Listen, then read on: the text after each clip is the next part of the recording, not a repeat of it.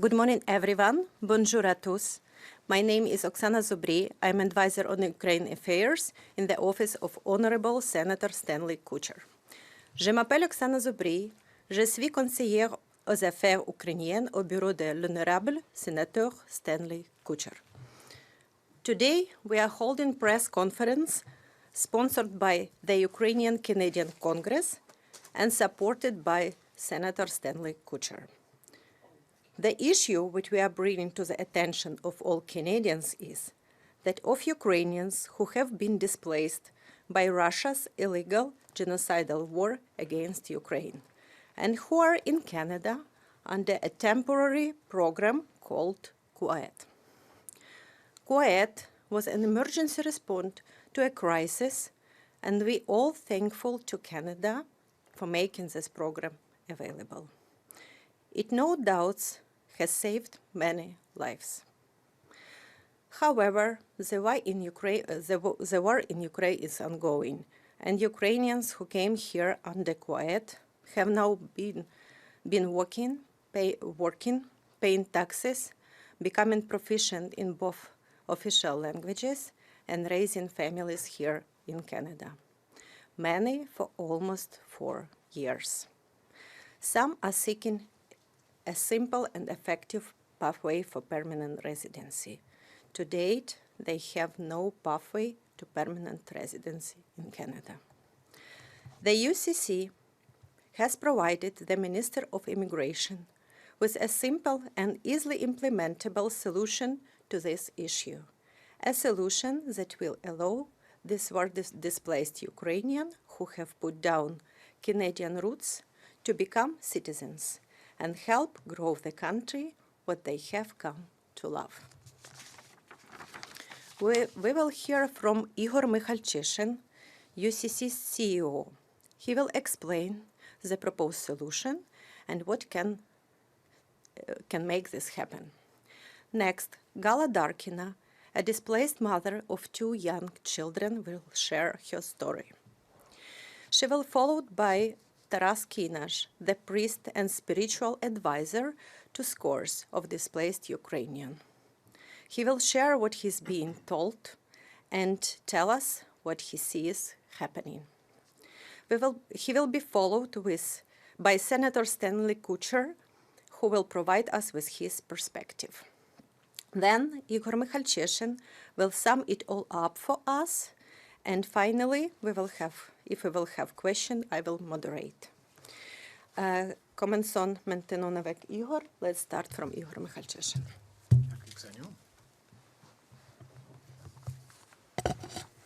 On February 24, 2022, Russia began the full-scale invasion of Ukraine.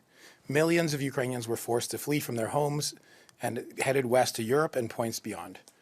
Responding to the humanitarian crisis and community pressure, in March 2022, Canada announced the Canada-Ukraine Authorization for Emergency Travel, QUIT, as a temporary measure to support Ukrainians and their immediate family members fleeing Russia's war against Ukraine.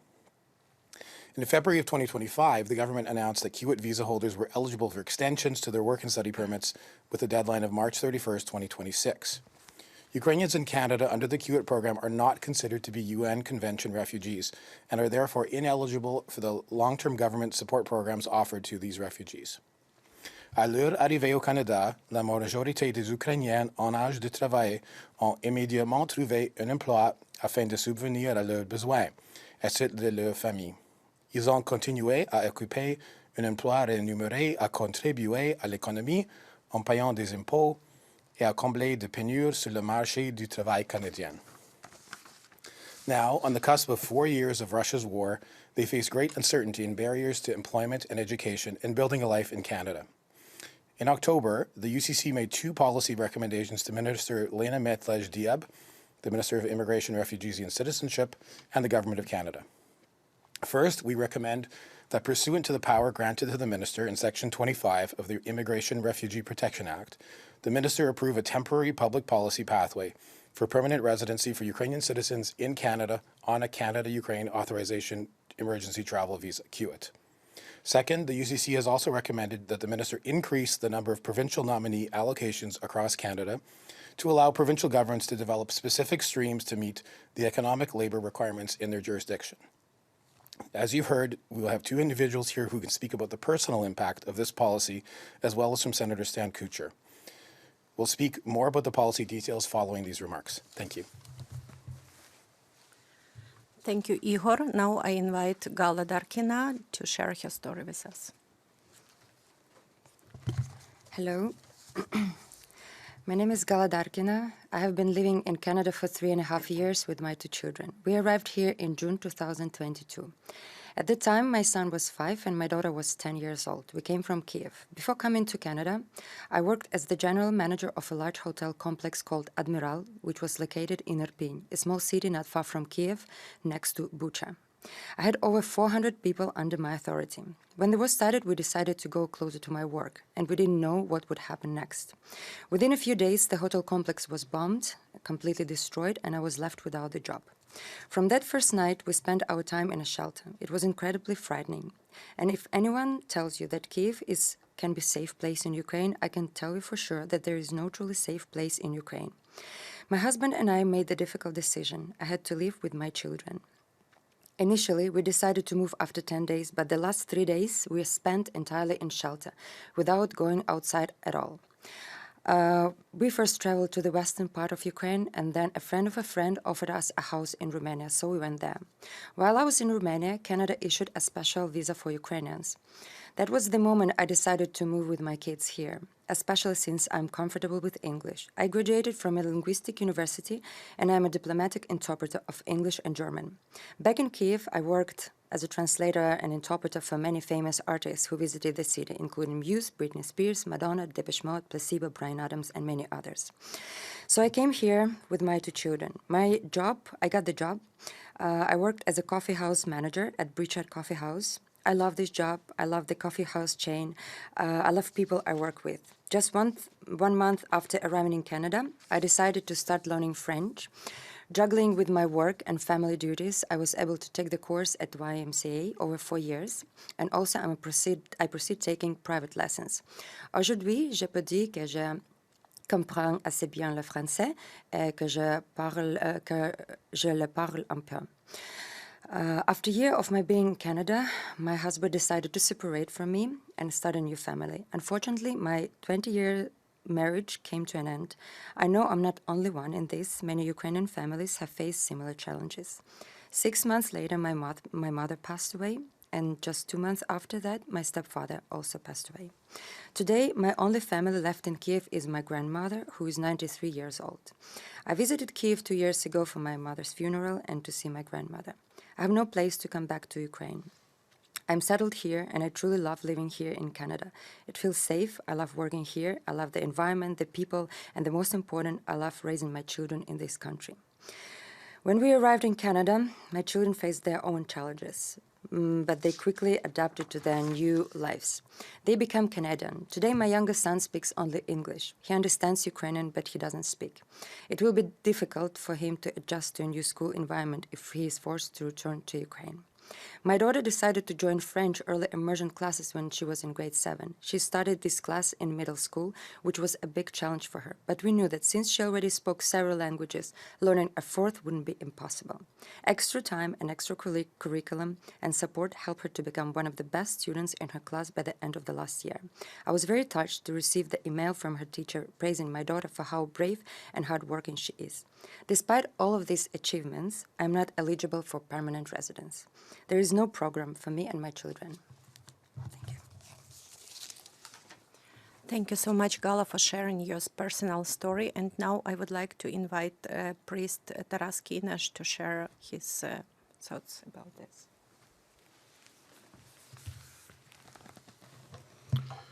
Ladies and gentlemen, dear friends, thank you for being here today. I would like to speak as a priest of Ukrainian Orthodox Church in Ottawa, and someone who every day listens to stories of people who never planned to leave their homeland. Most Ukrainians who arrived here didn't came to search for new life. They came because their old life was taken from them. This is forced immigration. And many people which come to the church that tell me with the tears in their eyes, I have nowhere to go back to. Some left homes that are now destroyed. Some left towns and cities that no longer exist or are left family members behind and praying that they will survive and be united one day. And the church, I often see the moment when their strength breaks. They come to pray, but also to breathe, to feel like someone cares, like feel that they are not alone in the country they never expected to live in. Many comes for letters to support their applications of humanitarian and compassion program. They are not just documents, a cry for stability, a chance to stop living in a fear, a chance to give their children a future which war tried to steal. For these people, permanent residency means safety. It means dignity. It means finally being able to exhale and say, we can start again. And yet, despite everything they have lost, I see incredible courage. I see volunteers, parents, students, workers rebuilding their life from nothing, contributing to Canada with gratitude and determination. My message today is simple. Those people did not choose to leave Ukraine, but Canada can choose to give them a home, a place where they can heal, a place where they can belong again. Thank you for standing with Ukraine. Slava Ukraini! Glory to Canada. Thank you, Father Taras. And now I would like to invite Honorable Senator Stanley Kutcher, who will provide us with his perspective.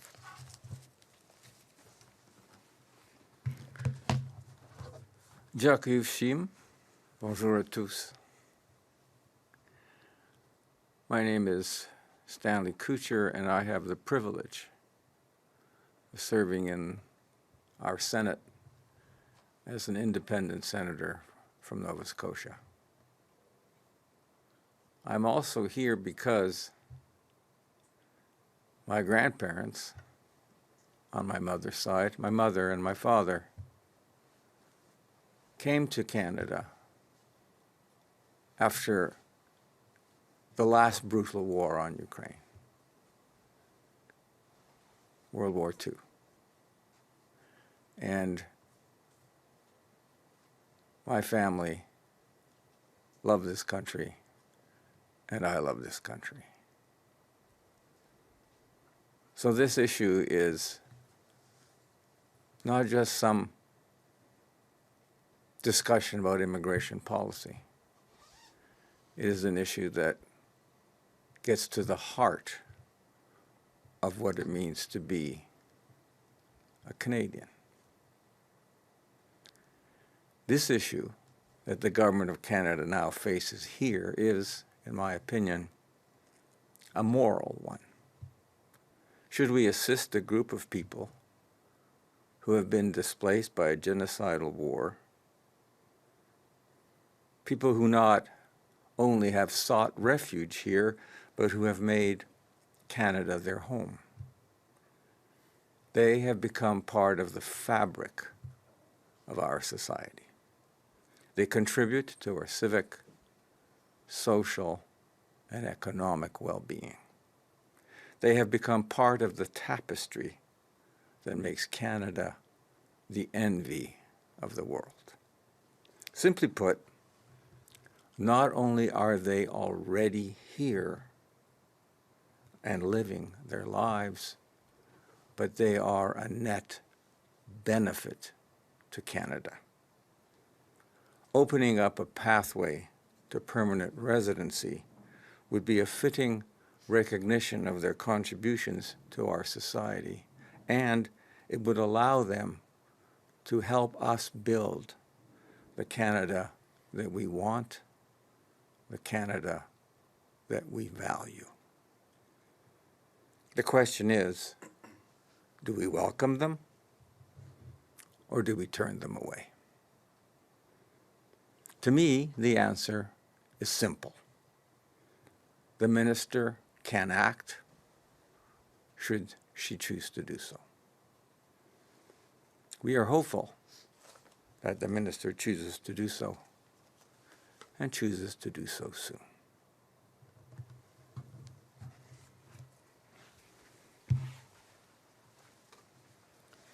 Thank you, Senator, for your unwavering support. And now I would like to invite Ihor Michalchyshyn to sum up.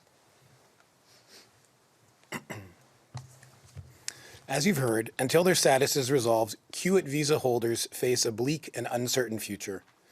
This can include loss of legal employment, loss of access to government or employer-sponsored job training, certification, and other benefits that accrue with accumulated job experience and access to health services. Numerous surveys of Kiewit visa holders have indicated to us that in addition to not knowing if and when the war in Ukraine will end, the inability to work in Canada uninterrupted and into the foreseeable future has been a major source of psychological stress and uncertainty. Many Ukrainians not only support themselves here in Canada, but their families and loved ones who remain in Ukraine.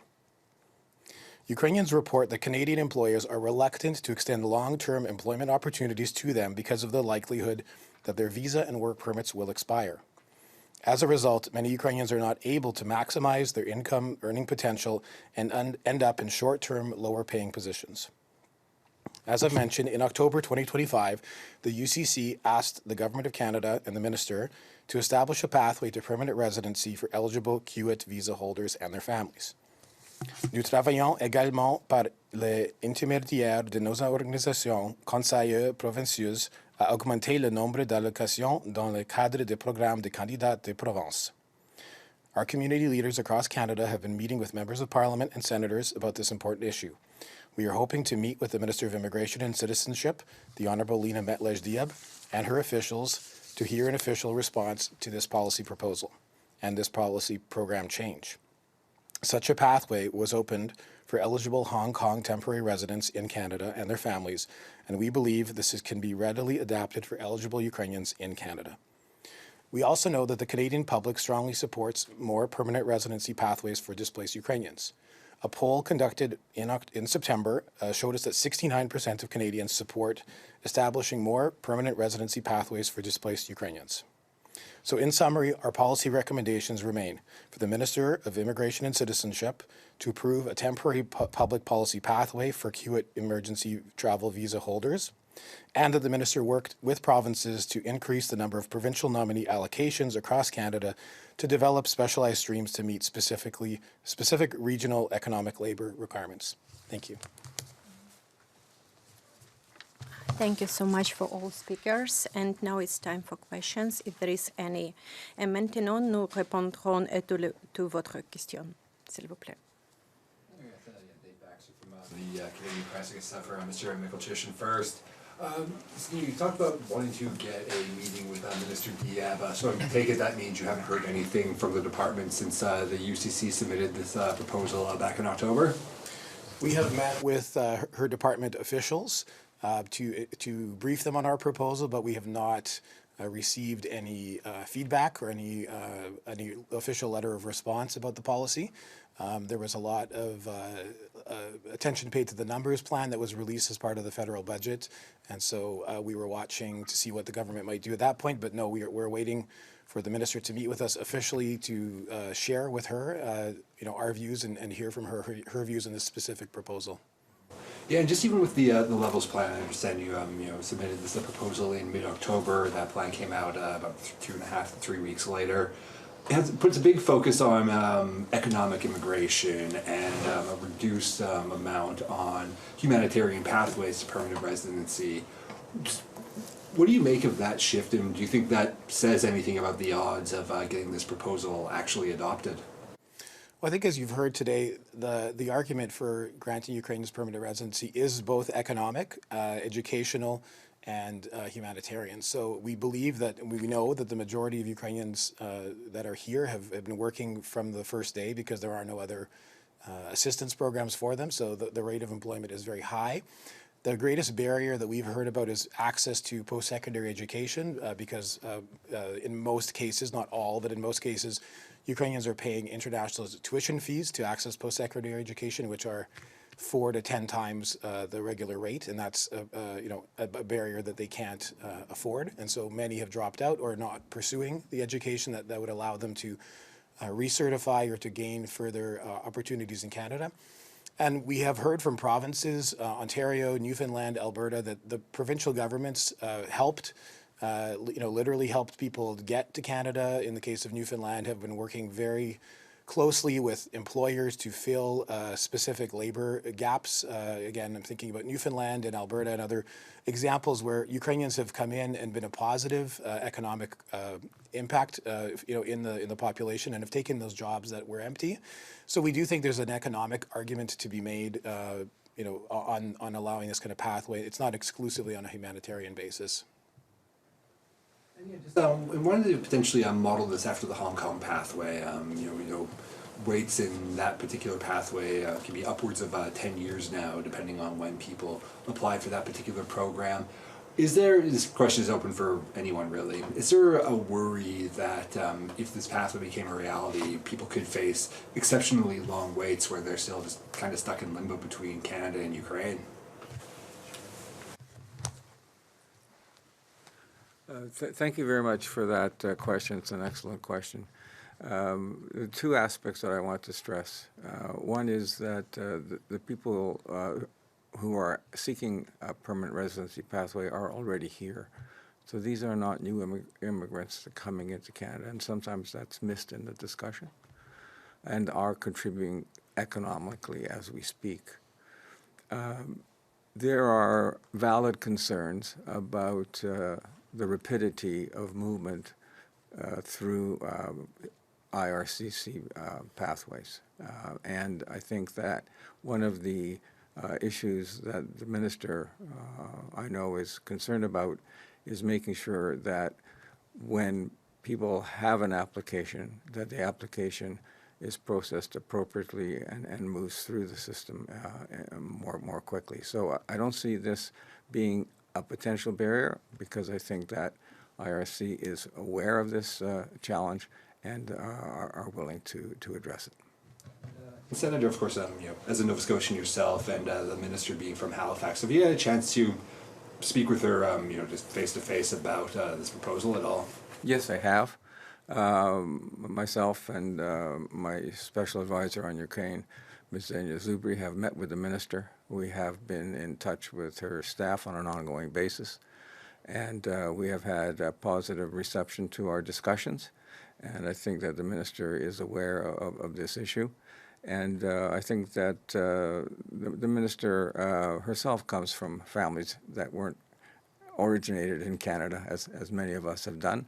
So I think that the understanding is there. I think the issue that we're actually asking for right now is that the action come following the understanding. I think that's most questions. Was there anyone on the line? Or? No. Thank you for your questions. If there is more. Do we have questions online? Thank you. This concludes the press conference. Merci. C'est ce qui conclut cette conférence de presse. Okay. Thank you. Let us Okay. We'll do a